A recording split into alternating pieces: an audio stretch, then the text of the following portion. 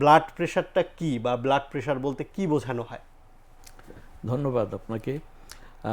আসলে আমরা এটা একটা মেডিকেল টার্ম বলে আমরা এসেনশিয়াল হাইপারটেনশন অথবা উচ্চ রক্তচাপ বাংলায় যাকে বলে হতো। আমাদের নর্মাল ব্লাডের যে একটা প্রেশার থাকে, যে ব্লাডটা হার্ট থেকে পাম্প হয়, হার্ট পাম্প করার পর এটা রক্তনালীতে ছড়িয়ে পড়ে।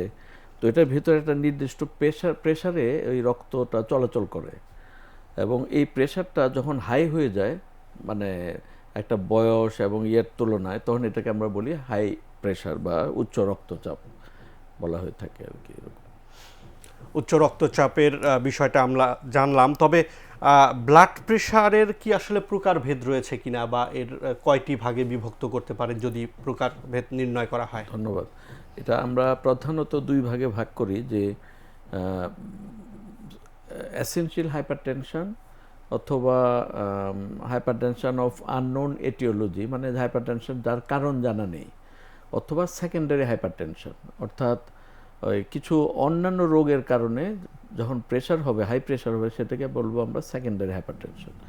তো সাধারণত 95% ক্ষেত্রে এটাকে বলে আমরা এসেনশিয়াল হাইপারটেনশন, যে একজ্যাক্ট কারণ জানা নেই কেন প্রেশার হলো। আর 5% ক্ষেত্রে যে কারণগুলো, যেমন প্রেগনেন্সিতে হাইপারটেনশন হয়, থাইরয়েড একটা গ্ল্যান্ড আছে, এর রোগের কারণে হাইপো অথবা হাইপারথাইরয়েডিজমে প্রেশার বেড়ে যায়। তারপরে কিডনির বেশ কিছু রোগ আছে, যেমন renal artery stenosis, acute glomerulonephritis, polycystic kidney disease, এই ধরনের বেশ কিছু রোগ আছে যে কারণেও প্রেশার বেড়ে যেতে পারে। তারপর কিছু ড্রাগ ইনডিউসড হাইপারটেনশন, যেমন স্টেরয়েড, এনএসএস বা ব্যথার ওষুধ, এগুলো খেলেও কিন্তু প্রেশার বাড়তে পারে।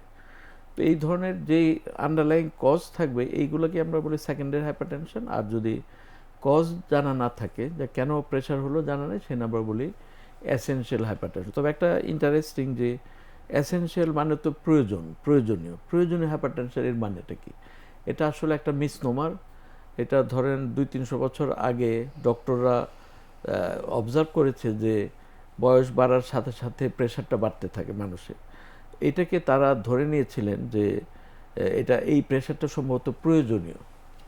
এইভাবে এই নামটা এসছে এসেনশিয়াল হাইপার, অর্থাৎ প্রয়োজনীয় এটা প্রেশার। আসলে এটা প্রয়োজনীয় না, কারণ হাইপারটেনশন বা উচ্চ রক্তচাপ আমাদের শরীরের জন্য নানা রকম ক্ষতি করে থাকে, কাজে এটা এসেনশিয়াল হতে পারে না। তবে উচ্চ রক্তচাপ বা হাইপারটেনশন বলা যেতে পারে।